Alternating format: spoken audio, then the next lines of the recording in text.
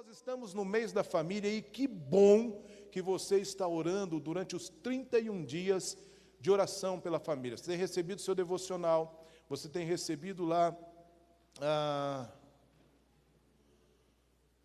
normal. E você tem recebido lá o áudio. Essa semana, se Deus quiser, eu volto a gravar os vídeos para que você receba, para que você também compartilhe, que tem uns irmãos que estão compartilhando.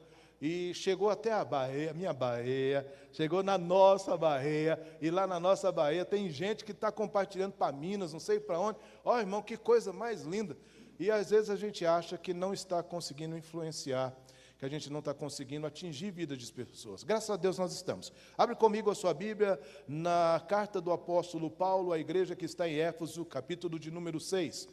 A igreja que está em Éfeso, o capítulo de número 6, é o capítulo conhecido, neotestamentariamente falando, sobre o capítulo da batalha espiritual, onde nós entendemos aquilo que é a batalha que nós estamos enfrentando. Só que no capítulo 5, da metade em diante, ele começa a falar sobre as prerrogativas da família. E logo que ele termina as prerrogativas da família, ele entra em uma batalha espiritual, porque de fato, nos dias de hoje, viver em família, ter vida em família e conduzir uma família faz parte de uma grande batalha espiritual. Pela manhã, eu pregava na conferência de famílias na Igreja Batista Nova Sião, na Zona Norte de São Paulo, e eu falava com eles justamente sobre isso. As famílias têm sido atingidas por flechas e dardos inflamados, que têm feito com que as famílias hoje entrem em uma degradação terrível. Tem muitas famílias que estão vivendo apenas de aparência. Essa semana foi uma semana de muitas visitas, nós visitamos muita gente, estivemos com muita gente, e entre elas, nós estivemos na casa do irmão Edson. E que visita maravilhosa, irmã Maria, que visita, nós podemos, Rejane pôde ver o pé de cacau pela primeira vez, e nós podemos tomar um café passado no coador de pano e bater um papo. Por que eu estou citando essa visita em especial, dentre tantas outras que eu fiz? Essa porque nós chegamos e podemos ver casais longevos, casais com uma história longa, casais que estão casados há mais tempo do que eu tenho de idade. E olha que eu não sou novo. Depois fechamos com uma outra visita, num outro casal também longevo, contando histórias lindas. E nós podemos aprender com a sabedoria. Nós não construímos nada, a não ser que andemos pelos ombros dos gigantes que construíram antes de nós. O problema é que hoje nós achamos que nós já sabemos tudo. A tecnologia nos deu um parâmetro de conhecimento enorme. Nós temos acesso às mais variadas informações durante todo o tempo.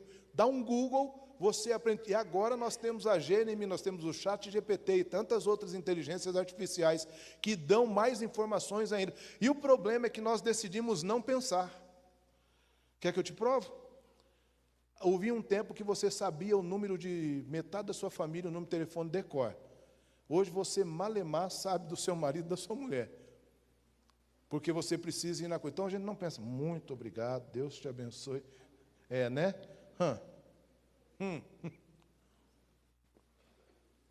Nós paramos, eu sou da época que nós tínhamos aquela lista telefônica com as folhas amarelas. Eu sou desse tempo. Eu sou do tempo em que nós íamos viajar, e o Arnaldo também fazia isso, o nosso... como é que é o nome? O nosso Waze, ele era o guia 4 rodas. Irmão, você não sabe o que é dirigir com o guia 4 rodas, não. Eu sei. Eu viajei, eu descobri lugares em Minas Gerais que eu jamais imaginaria que eu descobriria errando. Eu errava, caía em outro lugar. Por quê? Porque o guia 4 rodas dava um problema terrível. Hoje não, a gente põe no chat. Se bem que de vez em quando o Waze parece que quer brincar com a gente, né? Ele faz umas coisas assim, você fala, Waze, você está de brincadeira, onde que tu me mandou? Né? Mas já que não tem tu, vai tu mesmo, e a gente vai e acaba chegando. Porque nós estamos sendo influenciados por toda a geração. E eu falei pela manhã que as famílias também estão sendo influenciadas.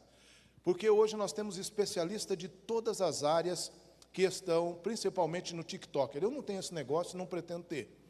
Mas nós vemos lá professores, aconselhamento de casais, nós vemos aconselhamento de não sei o quê, aconselhamento... e não sei quem lá, ensinando, tem gente que está ensinando até a fazer comida agora, parece que as mulheres de antigamente, com a banha de porco, com a forma que fazia comida, já não sabe nem fazer comida mais, porque até o churrasco, gente, de verdade, até o churrasco agora virou um negócio louco. Você vai lá, os camaradas põem umas luvinhas pretas. Churrasco, não, churrasco é carne com sal grosso, e é assim que é churrasco. Porque agora as ervas, não sei do que erva, nada, irmão, deixa eu comer carne, os negócios, porque está tudo desse jeito. E o problema é que tem especialista de todo lado. Soma-se a isso os especialistas de igreja. Agora está uma onda lá, eu devo ter clicado em alguma coisa, Tiago, você tem que me ajudar nisso, porque o meu Instagram, eu quero tirar aquele trem do ar, porque, assim, eu cliquei em alguma coisa, porque agora, diretamente, no meu feed aparece lá, eu tinha 30, agora eu tenho 400 membros, eu tinha 50, agora eu tenho 1.500 membros em não sei quantos dias. Eu digo, meu Deus do céu, isso é um milagre que é impossível de acontecer numa igreja séria. Mas em igrejas que incham, isso acontece naturalmente, porque elas incham com gente insatisfeita das igrejas, e aí está fácil fundar a igreja. Hoje eu estou aqui, eu não concordo com o pastor, e eu me tornei um cliente, falamos sobre isso. E como cliente, eu estou aqui para suprir as minhas necessidades, embora seja uma das prerrogativas de Deus. Mas eu vim só para suprir a minha necessidade. Se ela não for suprida, eu vou procurar uma outra banca, uma outra loja, ou uma outra igreja, onde eu vou ser suprido as minhas necessidades, porque eu, antropocentricamente, sou o centro das coisas, e tiramos Deus do centro. E aí Deus é um Deus que tem que dar bênção, que tem que dar bênção. E iludidos, muitos de nós saímos com profetadas e revelamentos, e muita gente falando que vai acontecer, vai fazer isso, fazer aquilo, e nós estamos vendo muita gente sofrendo, justamente porque decidiu não estudar a Bíblia. Nós somos conhecidos como os da Bíblia, da Escritura. Oséias diz que o povo de Deus é levado cativo a pensamentos ruins e escravizados por líderes que estão no altar, porque decidiu não estudar. Você precisa ler a Bíblia. Você precisa não viver de devocional e de culto de domingo. É por isso que os nossos pequenos grupos, nós estamos formando a liderança. É por isso que ninguém vai liderar pequeno grupo aqui, irmãos, se nós não tivermos formação adequada e discipulado com o pastor. Porque nós não somos uma igreja de qualquer forma, nós somos uma igreja sólida, que os líderes estão sendo formados debaixo da palavra da Escritura, e eu vou continuar formando os líderes. Depois nós vamos para a rede discipular, porque nós não vamos nos perder por ventos de doutrina, amém? Então, diante disso, nós temos o versículo de número 16, do capítulo 6 de Éfeso, para podermos ler. Diz assim o versículo: embraçando sempre o escudo da fé, com o qual podereis apagar todos os dardos inflamados do maligno. Embraçando sempre o escudo da fé, com o qual podereis apagar todos os dardos inflamados do maligno. Senhor, nós te damos graça. Queremos louvar o seu nome, que o Senhor fale conosco nesta noite a despeito da tua palavra. Em nome de Jesus é que nós oramos. Amém. Queridos, nós, quando lemos esse versículo, nós recordamos que a Bíblia nos convida a colocar toda a armadura de Deus. Mas dentro das prerrogativas da armadura, Paulo separa esse pedido sobre o escudo da fé. O escudo da fé, a palavra aqui do grego é tíreos. Tíreos, que procede de tíria, que é de porta. Eu sei que você já assistiu a algum filme de viking, de filme de guerras que aconteciam na época em que os bárbaros estavam invadindo a terra, e você já deve ter visto quando aquele grupo de pessoas, aqueles exércitos dos reis, marchavam à frente com aqueles escudos quadrados, que parece uma porta, e outros colocam a flecha dentro do óleo, ela se torna incendiária e eles arremessam. Eles pegam com o escudo e ficam, e batendo nesse escudo, eles não são incendiados. Por quê? Essa flecha que era arremessada, muitas delas vinham com veneno também. E esse veneno, impulsionado pelo fogo, ao atingir o corpo de uma pessoa, ele poderia propagar e matar quase que instantaneamente. Mas tinha uma outra prerrogativa, o óleo que ali era colocado, ao bater nos escudos, ele ia sendo espalhado, e quando uma flecha dessa atingia o alvo, ele incendiava muitos daqueles que lá estavam. O tio foi legal, esse eu achei até interessante. Eu estou quase um Spielberg fazendo os efeitos especiais, é bom para você entender. E aí, isso poderia ser terrível para eles, e por isso, eles usavam esse escudo para poder vencer essas batalhas. A despeito da fé, nós somos convidados por Deus a olhar para a fé para vencer os contra-ataques do inimigo. Que tipo de fé? Resistir ao diabo e ele fugirá de vós. Para resistir às artimanhas do diabo, nós precisamos de fé. A Bíblia diz que nós devemos nos submeter a Deus, humilhando-se depois debaixo da sua potente mão, porque ao seu tempo ele trará uma exaltação que não tem nada a ver com medalha e troféu e glória, porque a exaltação ali, ele está falando sobre tirar o homem de uma situação inóspita, de pecado, de ruína, de fracasso e de miséria, e colocar na situação de salvação. Mas a teologia coach diz que você vai se tornar o grande vencedor e vai ganhar grandes medalhas, e aleluia por tudo isso. Ok, cada um escolhe aquilo que quer ouvir, mas o que a Bíblia está dizendo ali não é essa exaltação, é a exaltação de sermos salvos através do sangue de Jesus Cristo, o Filho.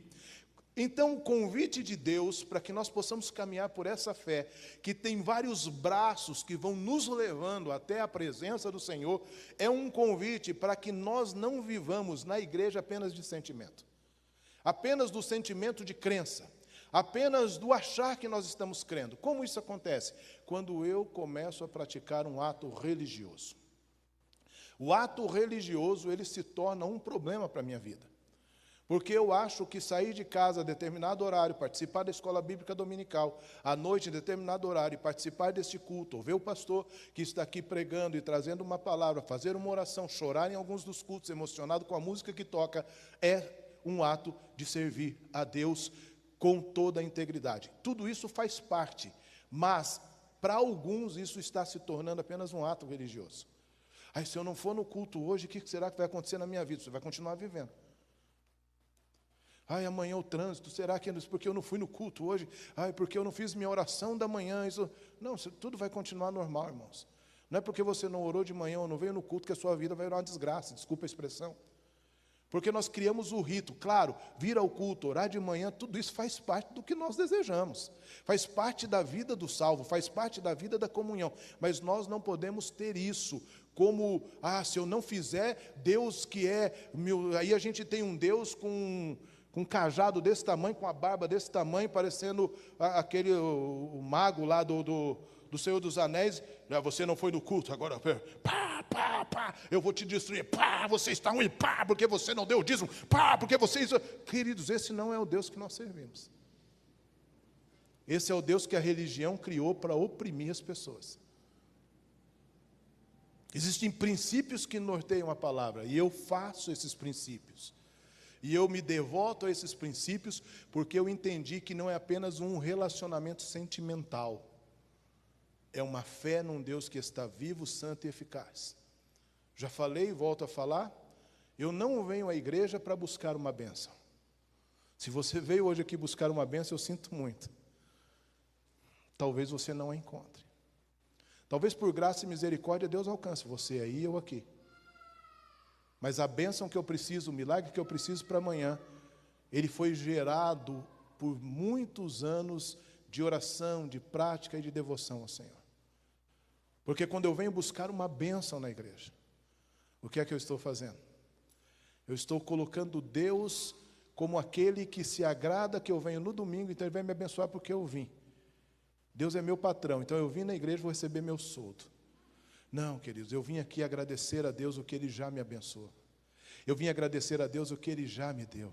Eu vim agradecer a Deus a família que Ele me deu, a semana inteira que eu passei pelo trânsito de Guarulhos e nenhum ralado no meu carro, e nenhum problema, e nenhuma doença, e nenhuma mortandade, e nenhuma tragédia, e nada alcançou a minha casa, porque Deus guardou a minha vida. E ainda que algumas coisas não tenham dado tão certo, ainda que algumas coisas tenham saído diferente, ainda que algumas coisas não saíram da forma que eu pensei, Ele continuou sendo Deus, e eu continuei sendo filho dEle. Por isso eu venho domingo para adorá-lo em espírito e em verdade por tudo que Ele já tem feito na minha vida. Quando eu olho para isso, eu começo então a entender que o inimigo da minha alma não quer que eu entenda isso. E ele começa a ter um trabalho na minha mente. Abre a sua Bíblia em Mateus capítulo de número 4. Ana, por favor, projete para nós. Eu quero pensar com você. Vamos desmistificar algumas coisas aqui, gospelmente.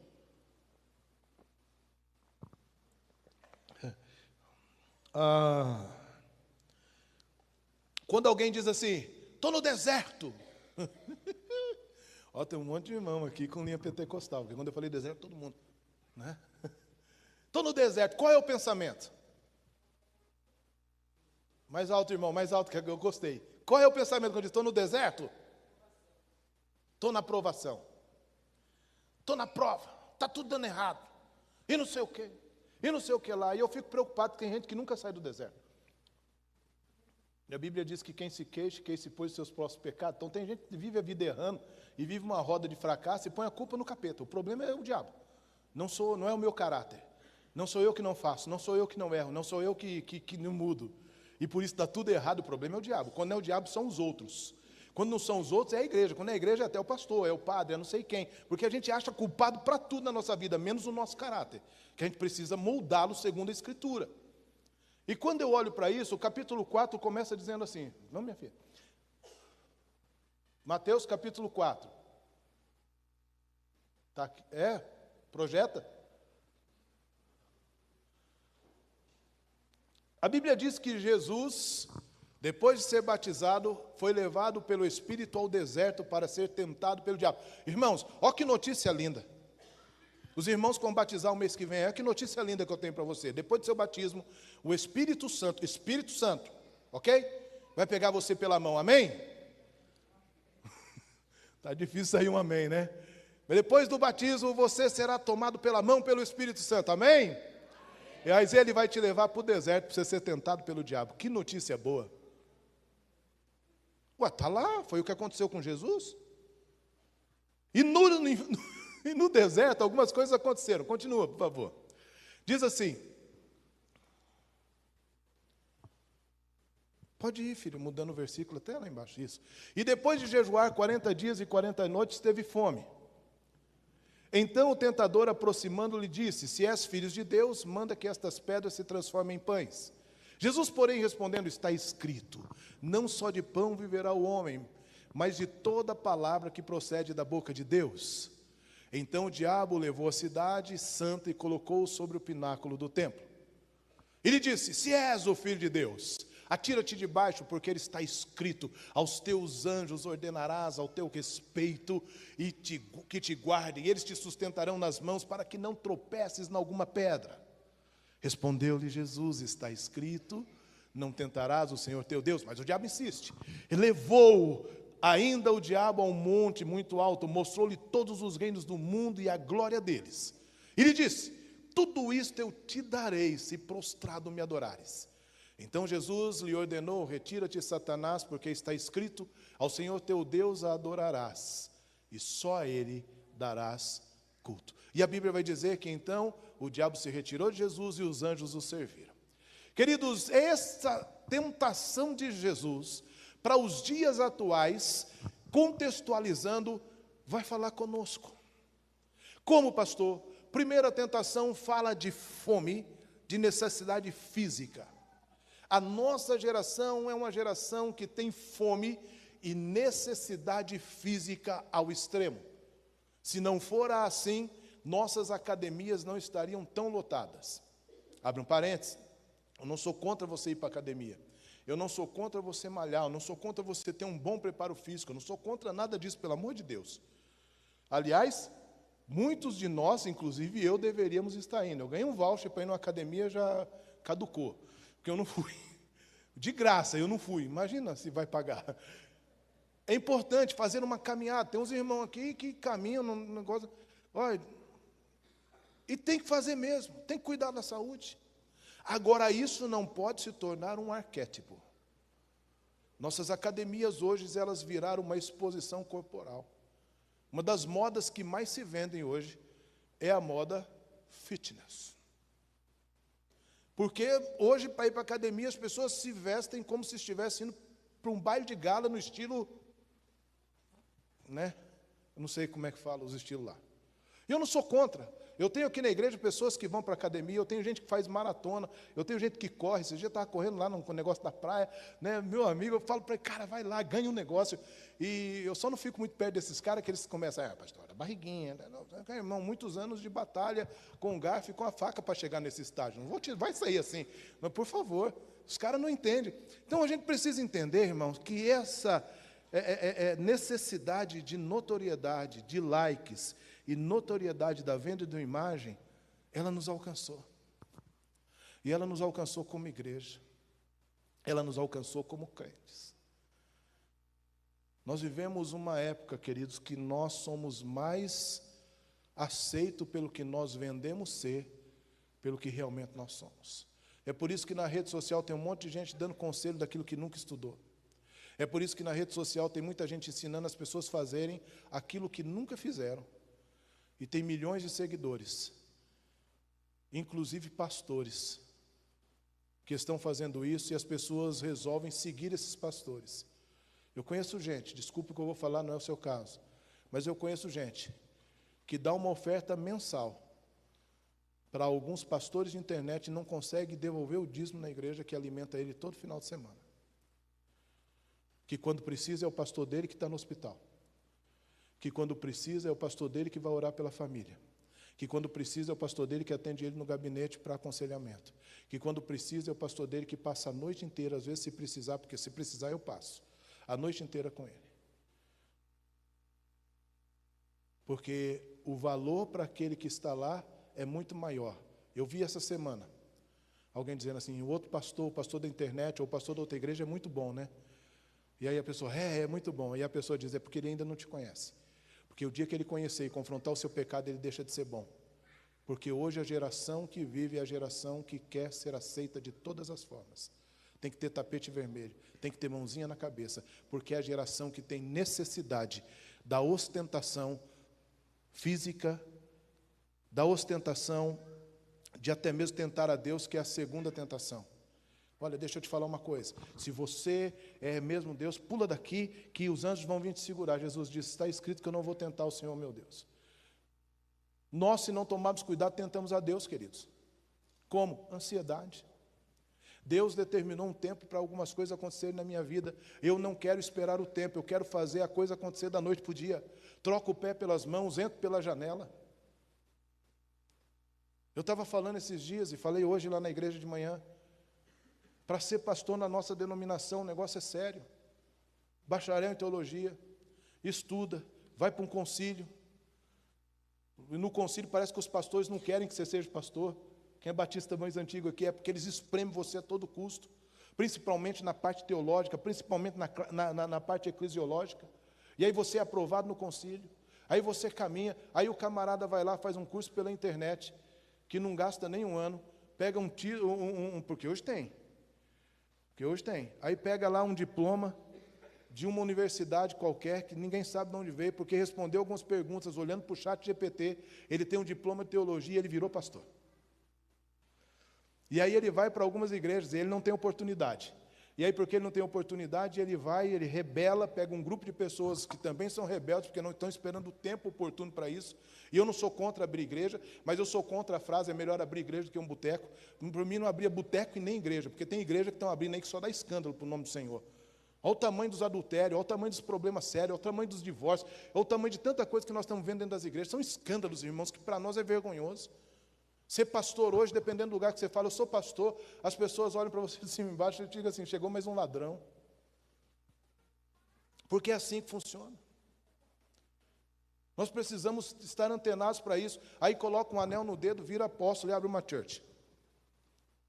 Pinta de preto, põe um monte de luz, e aí um monte de gente iludida vai lá e acha que está numa igreja. E aí o cara faz de conta que está pastoreando, a pessoa faz de conta que é pastoreada, e perdemos a essência do que é o verdadeiro evangelho. Sabe o que é isso? Estamos tentando a Deus com coisas que não são de Deus. Ansiedade. Estou falando de mim, estou falando da minha área, estou falando, mas agora na sua área, presta atenção. Quantos aqui já estudaram, se formaram? Irmãos, fizeram datilografia. Tem gente aqui que nem sabe o que é datilografia. Eu tenho uma esposa que trabalhou no antigo Ciretran, ela digitava, ela datilografava documentos de carro. Sabe o que é isso? Não pode errar naqueles documentos. Ela trabalhou lá. Quando eu fiz datilografia, que fazia plim, pá, que a gente fazia um negócio, plim, pá, era ótimo aquele negócio. Por quê? Porque nós somos aprendendo de grosso modo. Eu não sou contra a tecnologia, não. E que bom que a tecnologia chegou. E que bom que as coisas estão aí. Só que eu tenho gente de ofício de mãos aqui, que aprenderam a trabalhar com madeira, que aprenderam a trabalhar com sapato, que aprenderam a trabalhar com tantas coisas, que essa geração não sabe o que é, porque essa geração vive na obsolência daquilo que foi feito para quebrar e troca-se rápido. E nós estamos trocando pessoas. Nós estamos trocando relacionamentos. Nossas amizades são fúteis. Nossas amizades não são mais amizades sólidas. Porque o nosso relacionamento é voltado para o nosso umbigo. Se não me agradou, não serve para mim, porque não serve para mim, eu denigro a imagem, eu falo um monte de coisa. Essa é a segunda tentação. Tem gente querendo acelerar o tempo, tem gente negligenciando o poder da oração, tem gente que duvida do amor de Deus. Como eu duvido do amor de Deus? Nós temos muita gente que está dentro da igreja, Deus está falando que quer abençoá-lo, e às vezes a melhor forma de Deus te abençoar, irmão, deixa eu te dar uma notícia. Se não te falaram isso, eu vou falar, e você pode até ir embora bravo comigo hoje, mas eu preciso te falar isso. Às vezes a forma de Deus te abençoar é não te dando o que você pediu. Porque se Deus tivesse me dado tudo que eu pedi, você está de brincadeira, se Deus tivesse me dado tudo que eu pedi, eu nem sei se eu era pastor, mas eu tinha uma ovelha, claro que não é o caso de vocês, mas ele jogava na Mega Sena e colocava no Salmo 91. E aí ele falava assim: se eu ganhar, fique tranquilo que eu vou dar o dízimo aí, abençoado. E um dia ele me provocou, e eu falei para ele: você não vai ganhar. Ele falou: por quê? Você não dá o dízimo nem do seu salário, você não é fiel no pouco, como é que Deus vai te colocar sobre o muito? Eu nunca tinha pensado por esse viés. Depois agora pense. Nós damos risada, irmãos. Mas em dezembro o que tem de crente jogando na mega da virada? Nós damos risada, irmãos. Mas um dos maiores escândalos que nós tivemos na pandemia foi crentes que não precisavam receber o auxílio emergencial e estavam recebendo. Nós damos risada, irmãos, mas nós deixamos de acreditar que Deus é o supridor da nossa vida quando a gente começa a inventar coisinhas para suprir, principalmente no que é emocional. Nós damos risada, irmãos, mas nós estamos perdendo a essência pelos likes que nós estamos buscando. Nós damos risada, irmãos, mas a Bíblia diz que a terceira tentação, que é o poder da idolatria, ela alcançou a igreja brasileira. E vou rasgar hoje aqui. Você pode até não concordar, mas você sabe por que os artistas gospel estão cobrando horrores para ir nas igrejas?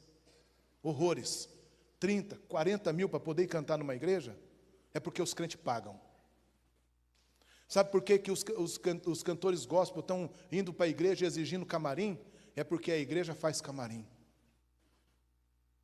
Sabe por que os crentes estão indo, os cantores gospel estão vivendo de escândalo, de separação? Irmãos, olha para a vida de alguns cantores gospel aí, 300 casamentos, não sei, um monte de coisa, e aí canta, porque ele canta bonitinho. Canta bonitinho aonde, irmãos?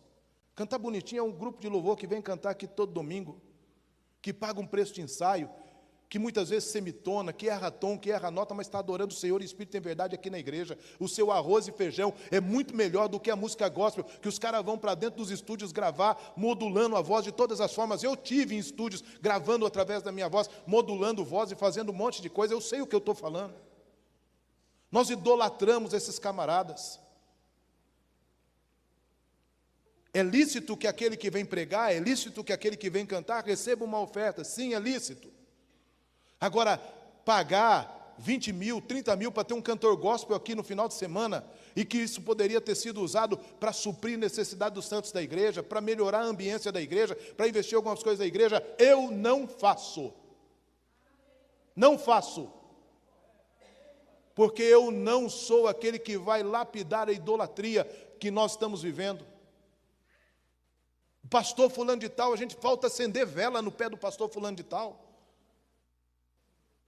Olha os escândalos que nós estamos tendo. Escândalos terríveis. Idolatrar aquele menino J.A. Olha o que está acontecendo com aquele menino. Tem um cantor que eu não posso falar o nome, que senão vai que dá um processo, mas tem um cantor gospel que cantava tomando conhaque. Gravava tomando conhaque. E aí vieram perguntar para ele, porque ele cantava igual o Roberto Carlos. Se você conhece música gospel, você sabe o que eu estou falando. E aí vieram perguntar para ele, e ele falou assim, não, os crentes gostam desse estilo de música. E nós temos pastores que estão nos altares, viajando de igreja em igreja. Irmão, a coisa mais fácil do mundo é pregar 3 mensagens o ano inteiro. Duro é fazer 52 mensagens para pregar numa igreja o ano inteiro. Eu estou aqui 6 meses, preparando mensagens e mensagens e mensagens para pregar. Se eu não estivesse, se eu fosse um itinerante, sabe o que eu fazia? 3 mensagens eu pregava. Pregava hoje nessa igreja, amanhã na outra igreja, amanhã na outra igreja. Decorava a mensagem, pregava sem olhar para o texto. Tem um monte de gente vivendo assim. E sabe o que acontece? Estão dando ofertas milionárias para esses camaradas. Não estou dizendo que não devam receber, não é isso não. E em alguns lugares que eles vão, aí eles se tornam melhores do que os pastores que estão patinando e cuidando da igreja. Idolatria do tempo presente. Essas setas são dardos inflamados que alcançaram a igreja. E se nós não tomarmos cuidado, vai alcançar a nossa casa, vai alcançar a nossa família. Eu tirei uma foto com a minha família hoje, lá no negócio família, orando pela família, etc. e tal. Que maravilha. Foto linda. Mas o que eu falei lá, eu falo para vocês, minha família não é perfeita. Teu pastor não é perfeito, minha esposa não é perfeita, minhas filhas não são perfeitas, mas nós temos algo, nós amamos e adoramos o Senhor Jesus em toda a nossa integridade e vamos caminhando, mudando e que vamos de fé em fé e de glória em glória, como a aurora que vai se levantando até ser dia perfeito. Até ser dia perfeito.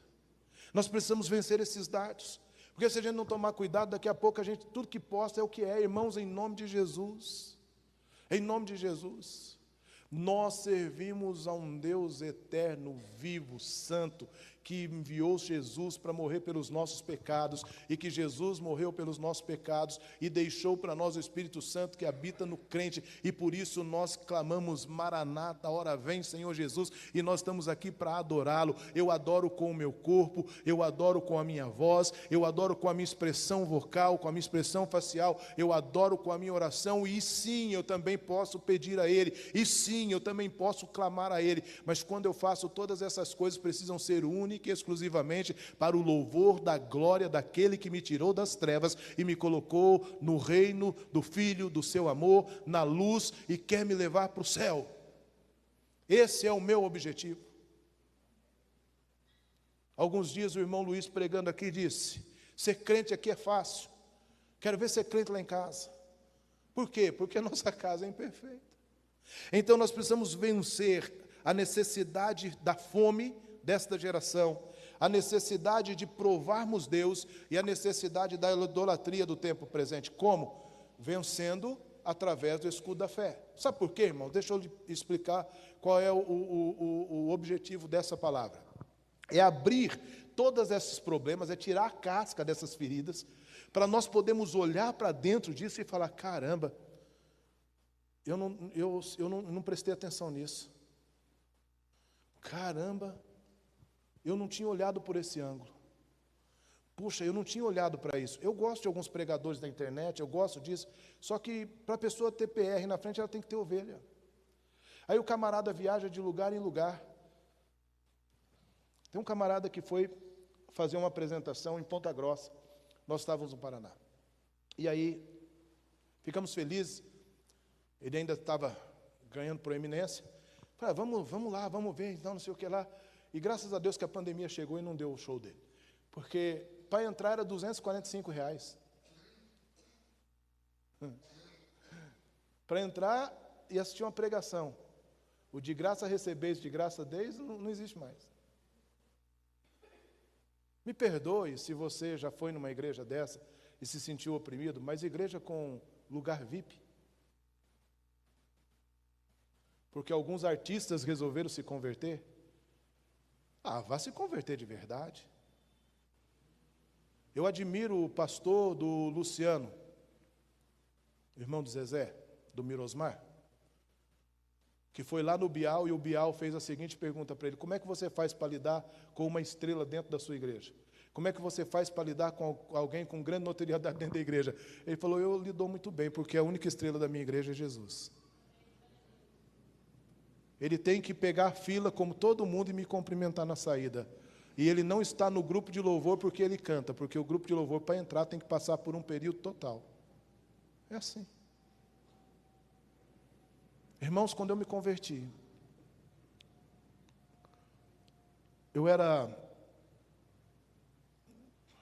tinha lá um nome na região. E eu comecei a ser convidado para ir em algumas igrejas, dar o meu testemunho. E eu ia, e recebi uma oferta sempre gorda. E aí um dia um pastor falou assim: eu acertei um monte de igreja para você ir, numa determinada denominação. E lá é o seguinte, 70% é seu e 30% fica para a igreja, as ofertas. A gente vai distribuir assim, assim, assim. Me deu toda a estratégia de como ganhar dinheiro na igreja. Com muita vergonha, irmão, eu fui em umas 2, 3. Até que um dia eu estava todo feliz contando uma boa oferta. No quarto da casa de um pastor. E ele entrou no quarto e falou: cara, que coisa linda, que oferta maravilhosa, a gente tem que marcar uma nova conferência para você vir, a gente fazer e tal. E saiu todo feliz. Irmãos, naquele dia, eu olhei para mim e eu disse: se é para viver do dinheiro, quando eu me apresento, eu vou voltar a falar rodeios. Porque lá eu ganho através de uma profissão de locutor profissional. É justo o salário que o pastor ganha, é justo quando ele vai pregar em algum lugar, ou quando alguém vem pregar, darmos a ele uma oferta, não é sobre isso. Mas quando eu descobri que o meu testemunho poderia virar uma massa de manobra para ficar arrancando dinheiro do povo, a despeito das pessoas trazerem oferta, porque se elas trouxerem, elas iam ser abençoadas, eu fiquei envergonhado. Fui pregar numa cidade chamada Ipatinga, preguei em um monte de igreja em Ipatinga, quando do evento do Cristo Rodeio Show. Não vou falar o nome da igreja, porque me cabe a ética. Mas nós fomos pregar em uma igreja. E quando eu terminei de pregar e dar o testemunho, 2 obreiros esticaram um pano na frente do altar. E o pastor pegou o microfone e contou uma história triste que nem eu sabia que eu estava sofrendo o tanto que ele falou. Quando ele estava contando a história triste, irmão, eu estava quase chorando. Aí quando eu descobri que era eu falei: oxe! Em nome de Jesus, é com muito temor o que eu estou te dizendo. E ele contou uma história triste como se eu não tivesse dinheiro para voltar embora. E fez um apelo de oferta. Que quem não tivesse dinheiro podia dar aliança, podia dar não sei o quê, irmãos, e eu vi tanta coisa entrando naquele negócio, que eu falei: que é isso? Quando terminou, ele me trouxe uma nota só verdinha. Falou: eu juntei todas as ofertas, lá tudo eu contei, deu isso aqui, me deu a nota, e ficou com o resto do dinheiro. Graças a Deus que ele fez isso. Graças a Deus. O pastor que estava comigo, o pastor Luiz, quando entrou, falou assim: pastor Eduardo, eu estou envergonhado. Eu não imaginava que o senhor ia passar por isso. Ele me chamava de Bob. Pastor Bob, eu não imaginava que o senhor ia passar por isso. E eu disse para ele: não me arrume mais igreja assim para ministrar. De forma alguma. Porque eu não faço isso por dinheiro. Nós hoje estamos flechados por essa seta. Vamos trazer, a minha ideia aqui, irmãos, por exemplo, dia 8 de julho, é receber aqui um dos grandes nomes da nossa música que toca, inclusive quem gosta de hino e quem gosta de viola. Nós vamos trazer o Vitor Quevedo aqui, dia 8 de julho. O Vitor Quevedo: Vitor, como é que faz para te receber? Pastor, uma oferta alçada da igreja. Fui acertar com o Magnani, Viaja o Brasil tocando, para no dia 30 estar aqui conosco, ele e o Davi Lago, no início das comemorações do aniversário da igreja, que a gente vai fazer dia 30 até dia 1º, porque completa 1 ano do ministério, 25 anos do meu pastorado e o aniversário da igreja. Eu estou tentando juntar tudo isso. Tem gente: não, Magnani 20 mil. Não existe isso. porque o camarada é batista da cidade de Aras, e ele vem apenas pelos custos e nós damos a ele uma oferta. Estou terminando de acertar. O Vitor Quevedo, o Magnani agora é membro da Igreja da Liberdade. Porque é assim que funciona. Eu não sou contra que os cantores ganhem, eu não sou contra essas coisas, mas nós não podemos ser flechados por isso. E aí nós começamos a desanimar dentro da igreja. Porque a igreja vira uma situação terrível, a gente começa a desanimar, inclusive com tanta teologia fora de ordem que a gente ouve do altar. E como nós vamos vencer isso? Vou te dar uma linha de como o inimigo nos ataca. Nós vivemos a geração mais fraca emocionalmente que nós conhecemos. Me perdoe. Claro que dentro da igreja é diferente, mas nós vivemos uma geração enfraquecida emocionalmente, uma geração que não sabe ouvir não. Uma geração que não sabe entrar nos grandes desafios da vida. É por isso que o índice de suicídio tem aumentado diariamente na nossa nação. Eu não estou falando que a pessoa não pode ficar oprimida, que ela não pode ter depressão, que ela não pode entrar em situações terríveis. Não é sobre isso.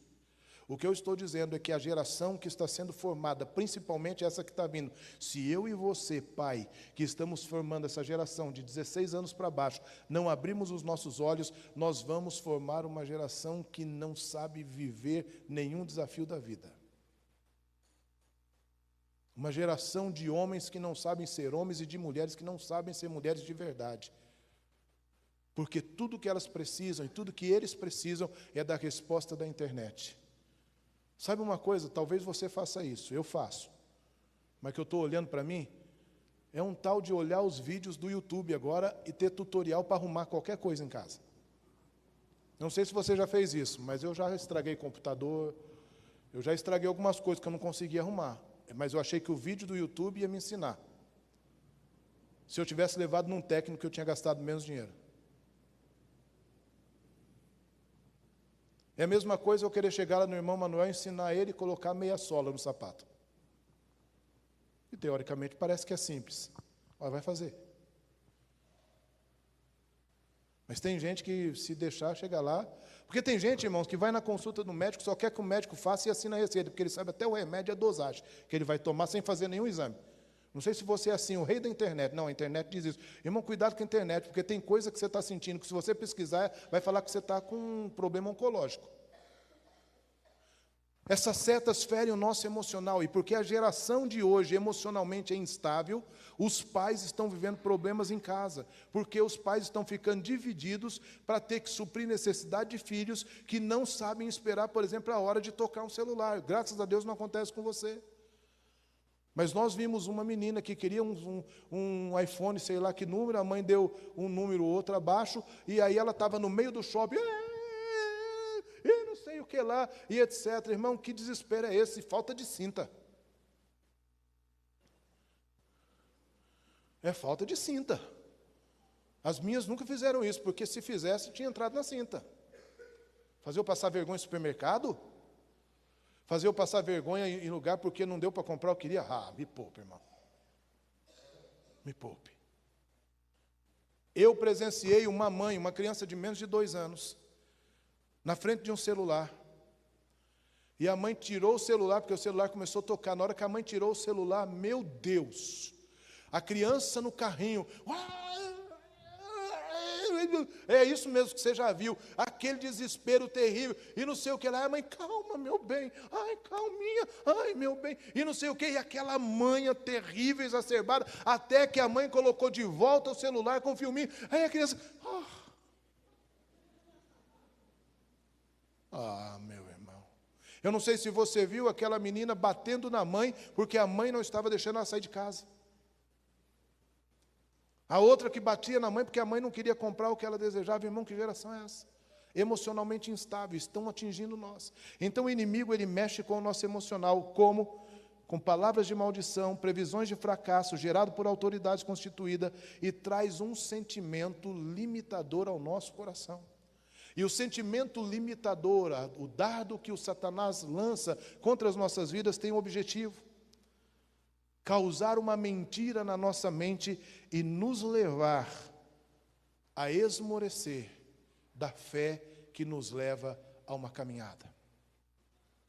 Não existe como nós vivemos toda a problemática que eu te apresentei. De repente você vai falar, não teve um conteúdo bíblico, 3 pontos, etc. e tal. E boa sorte porque não teve, porque eu estou falando de vida. Estou falando do que a gente precisa aprender. Porque não tem como dizer, nós vamos ter o escudo da fé e viver uma fé apática. E viver uma fé de qualquer jeito. E eu não estou dizendo que nós vamos nos tornar opressores, eu estou dizendo que Cristo nos chamou para a liberdade, porque se nós entendemos liberdade, a gente consegue fazer tudo o que eu falei com a total liberdade na presença do Senhor.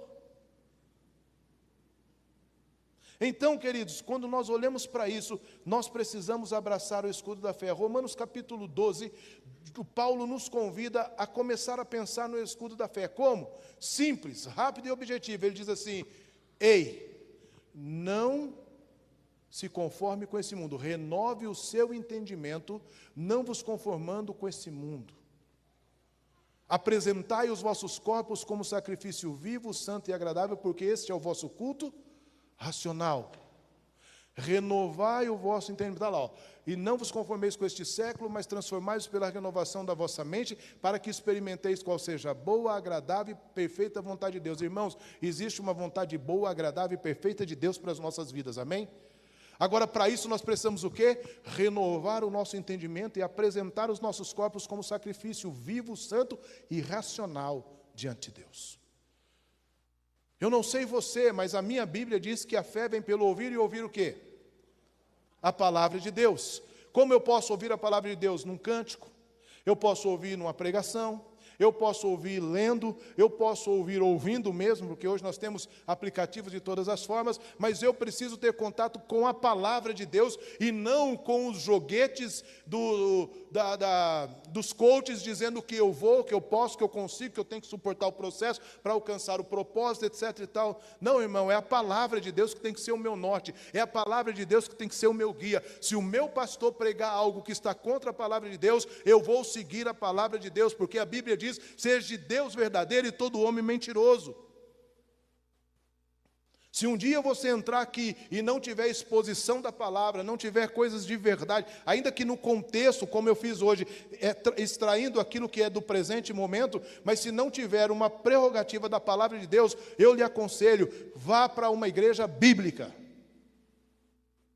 Não morra de inanição, sem estudar, sem ler, sem buscar a palavra de Deus, porque a palavra de Deus, a fé vem pelo ouvir, e o ouvir a palavra de Deus. E aí, o que vai acontecer? Em Hebreus 10, 25, vai dizer que nós não podemos deixar de congregar, nós não podemos deixar de nos reunir como família da fé, porque é aqui que nós somos alimentados, de terça, de quinta, de domingo de manhã e de domingo à noite, porque é aqui que nós cantamos a palavra de Deus, é aqui que nós ouvimos a pregação, é aqui que nós nos abraçamos e vivemos em comunhão com os irmãos. Então deixar de congregar é ir contra a palavra de Deus. Hebreus 11, 1 diz o quê? Não põe não, Ana. Não põe não, Ana. Não sabe brincar. Agora já pôs, põe. Devolve agora. Obrigado, Ana, pela sua rapidez em colocar o versículo, viu? Eu ia fazer. Olha lá a natureza da fé. A fé é a certeza das coisas que se esperam, a convicção de fatos que não se veem. Isso é fé. O outro versículo vai dizer que foi por essa fé que os antigos alcançaram vitória, pois pela fé os antigos obtiveram muito testemunho. E esse versículo 3 é tremendo. Pela fé entendemos que foi o universo formado pela palavra de Deus, de maneira que o visível veio existir das coisas que não aparecem. Então fé é o firme fundamento das coisas que eu espero, que elas se tornem para mim realidade quando eu me apresento diante de Deus. Amém? Amém? Aí vamos lá. Se quando eu me apresento diante de Deus, com fé, eu entendo que Ele vai responder, eu preciso entender o que desagrada a Deus, que foi tudo aquilo que eu falei primeiro. O versículo 6 do capítulo 11 de Hebreus diz que importa que aqueles que se aproximem de Deus chegam com fé, porque sem fé é impossível agradar a Deus. Mas quando nós nos aproximamos de Deus com fé, Ele se torna galardoador. A palavra ali é presenteador do grego. Esse versículo ele é uma chave, e eu vou te dar. Porque fé, irmãos, me desculpe, caminhando para o fim. Fé não é emocionalismo. Fé não é praxe religiosa. Fé não é apresentação do culto. Fé não é erguer a mão e cantar na igreja. Fé não é o louvor que nós praticamos. Fé não é o meu ato religioso de domingo a domingo. Isso não é fé. Isso não é fé. Isso é prática religiosa. Fé é me aproximar de Deus, clamando pela minha casa, pelos que ainda não estão convertidos, fazendo jejum, me devotando e crendo que Ele é poderoso para fazer infinitamente mais, além daquilo que eu penso, ou além daquilo que eu espero, segundo o poder dEle, que em mim opera. Fé é ir para cavernas dos leões, sabendo que Ele vai cuidar de mim lá dentro. Fé é estar diante de Nabucodonosor e não se dobrar diante dele e ser jogado na fornalha, ainda que queime, eu vou manter a minha fé naquele que me chamou.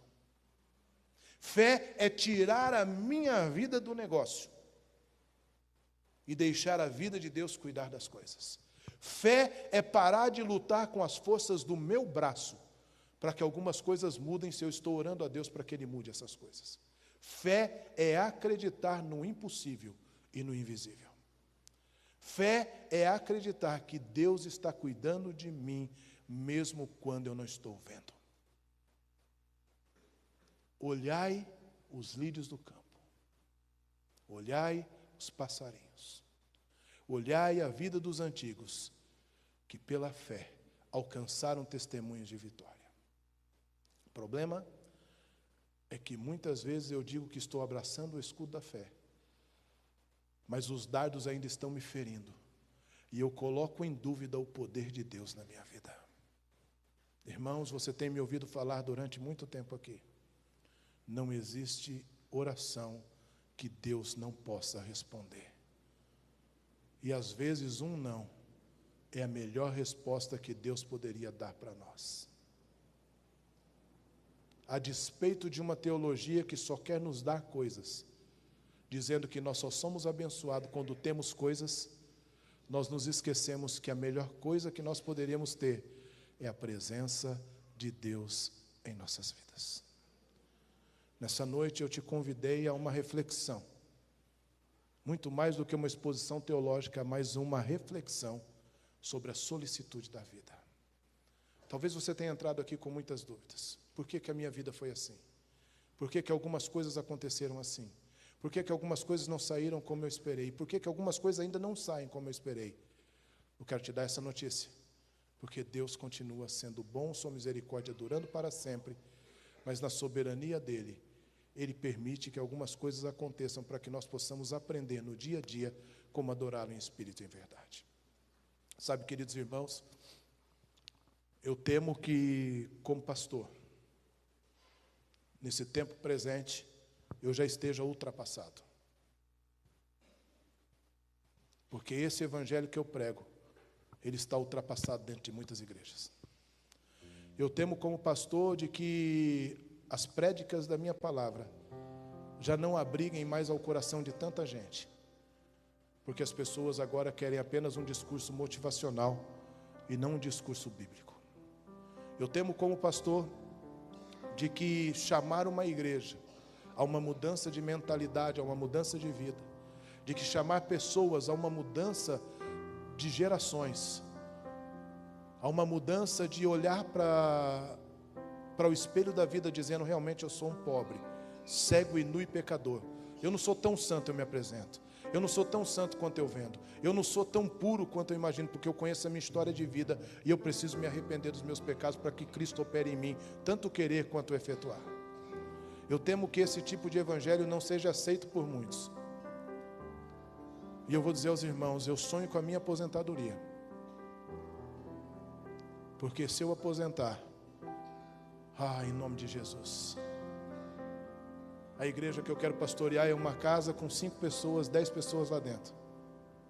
Porque nem mesmo a multidão me encanta mais. Porque para ter multidão na igreja, você precisa ficar passando a mão na cabeça, você precisa dizer que pecado não é pecado, você precisa dizer que tudo vai dar certo, você precisa dizer que tudo isso... Irmãos, isso não é evangelho, me perdoe. Me perdoe.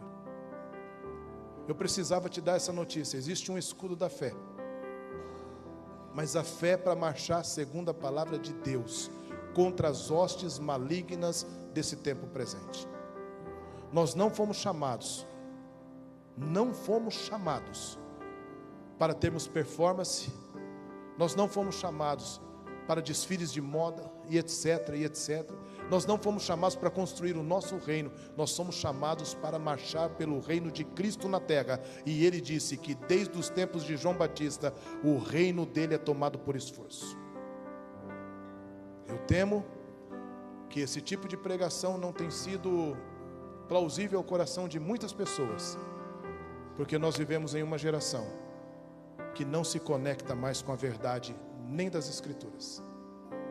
Bons são os pastores que passam a mão na cabeça, bons são os pastores que suportam rebeldes, bons são os pastores que dizem que tudo vai dar certo, mesmo quando a pessoa não faz nada de acordo com a Bíblia. Esse tipo de pastor que é bom, esse tipo de pastor que é legal, porque ele não coloca o dedo na ferida dizendo que você precisa mudar teu caráter. Mas eu tenho uma notícia que eu sempre dou à minha esposa: vou fazer 56 anos esse ano e quero ter 56. Eu não quero ser um menino levado por vento de doutrina. Eu conheço Deus que me visitou num quarto com uma 380 na mão, picando 16 balas, nenhuma delas saindo. Eu conheço Deus que me visitou enquanto eu chorava e escrevia carta de suicídio. Eu conheço Deus que me visitou no mais profundo abismo da minha alma. Eu conheço Deus que me visitou enquanto eu cheirava cocaína, passando por 3 princípios de overdose. Eu conheço Deus que foi lá me buscar com sua forte e poderosa mão. Eu conheço Deus que me limpou, que me lavou. Eu conheço Deus que me deu família, quando eu não acreditava que família era instituição que poderia dar certo. Me deu uma mulher de respeito que há 24 anos nós caminhamos juntos, me deu filhas. Eu conheço Deus que me fez pregador das boas novas dele. E as boas novas são que ele veio para libertar o cativo, dar vista aos cegos e libertar os oprimidos. Sim, isso é verdade, ele continua fazendo, mas é para libertar, não é para passar a mão na cabeça e as pessoas continuarem sofrendo. Eu conheço Deus que tem me chamado para esse tempo, nesta igreja, para dizer a você que o escudo da fé vai apagar os dardos inflamados do maligno e vai alcançar sua casa, e vai alcançar sua família, e que vai alcançar os problemas e dificuldades que nós enfrentamos, porque ele é poderoso para mudar o quadro das nossas vidas. Eu conheço esse Deus e é por isso que eu prego esse evangelho que transforma e muda as nossas histórias de vidas. Quando eu olho para você, querido pai, eu jamais sonho com você enfrentando problema com seus filhos, problemas da atualidade, levando o caráter dos nossos filhos para tantas coisas. É por isso que eu brigo com as minhas filhas, para que elas saibam para onde estão indo. Quando eu olho para você, mãe, é porque quando eu chamo a atenção para um evangelho de oração pelos seus filhos, é porque eu não quero ver você chorando por um filho nas drogas, porque eu sei o que é chorar por um filho nas drogas. Eu conheço mães que vão nas portas dos presídios passar a maior vergonha do mundo. Se você já foi no presídio fazer uma visita, você sabe do que eu estou falando, para poder visitar um filho rebelde que está preso simplesmente porque não teve norte, não teve parâmetro e não teve não em casa. Quando eu digo para você, marido, sobre respeitar a sua esposa, eu não estou falando de adultério, irmãos. Eu não estou falando de traição. Não é sobre isso. Respeito vai muito além disso. Respeito é eu ser o sacerdote da minha casa, é eu dar segurança para minha esposa.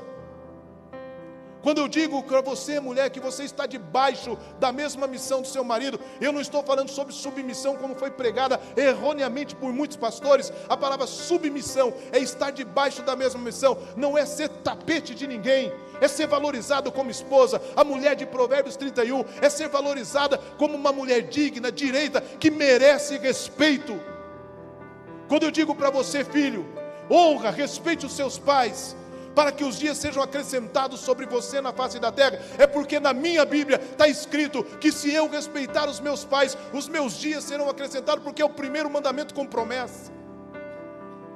Quando eu digo, pai, não incite a ira dos seus filhos, quando eu digo, vem para a igreja orar, vem para a igreja fazer isso, é porque esse evangelho me consome dioturnamente por um Deus que me salvou e mudou a minha vida. E me perdoe, irmãos, a despeito de ter igreja cheia, a despeito de receber pessoas de qualquer jeito, rebeldes de outras igrejas que brigam com o pastor, que brigam e que vem e acha que está tudo bem. Eu não estou falando que não possam vir, por favor, não é isso. Mas tem muito rebelde pulando de igreja em igreja, e os pastores abraçam e cedem o altar, enquanto as pessoas não têm transformação de caráter. A despeito disso, eu não sou esse pastor. Evangelho é vivo, é santo, é eficaz. O escudo da fé está sobre as suas mãos, e que esses dardos não atinjam a sua casa, e que você possa, em nome de Jesus, pelos olhos da fé, ver cada um dos seus sonhos e desejos sendo realizados pela força e o poder do nosso Deus. Que Ele alcance sua casa, que Ele alcance seus filhos, que Ele alcance a sua saúde, que haja cura para suas dores físicas e emocionais, que haja cura para os seus dilemas, para as suas dúvidas.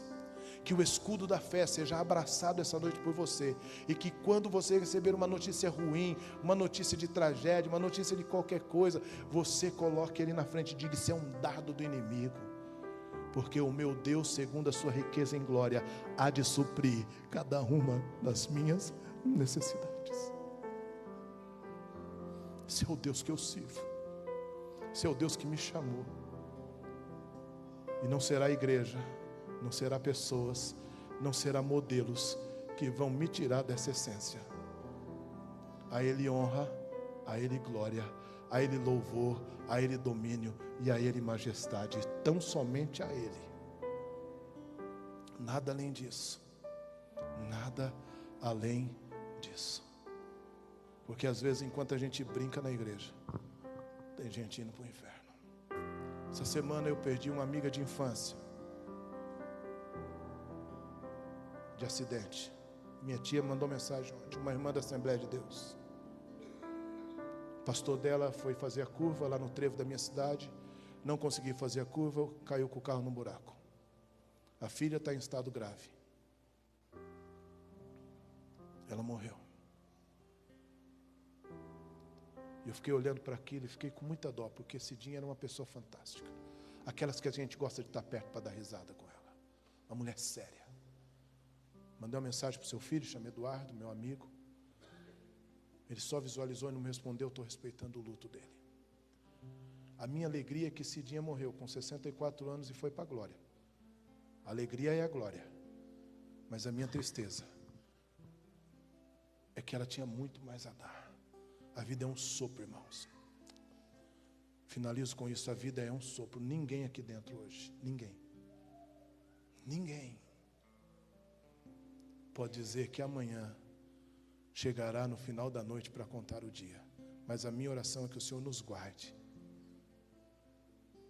que o Senhor nos livre, que o Senhor nos proteja e que o Senhor nos faça melhor a cada dia. Os dardos estão espalhados, mas o escudo da fé é a nossa garantia de uma vida com Deus. Fique em pé. Vamos terminar cantando. E que a canção pela família seja a sua oração. Pai, em nome de Jesus, que nós possamos abraçar o escudo da fé, e através do escudo da fé apagar todos os dardos inflamados do maligno. Que nenhuma arma preparada contra nós prospere, que toda boca, língua que se levantar contra nós em juízo sejam por ti condenadas. Que o Senhor nos livre do laço do passarinheiro, da peste perniciosa, que a seta que voa de dia não alcance as nossas casas. Guarda os nossos filhos, netos, guarda tudo quanto vamos fazer, que essa semana, que será uma semana típica do frio e de tantas coisas, nossa saúde esteja guardada debaixo das suas mãos. Obrigado porque o Senhor tem nos dado a tua palavra, que é o escudo da fé, para que nós possamos vencer todos os dardos inflamados do maligno. Assim oramos em nome de Jesus. Amém.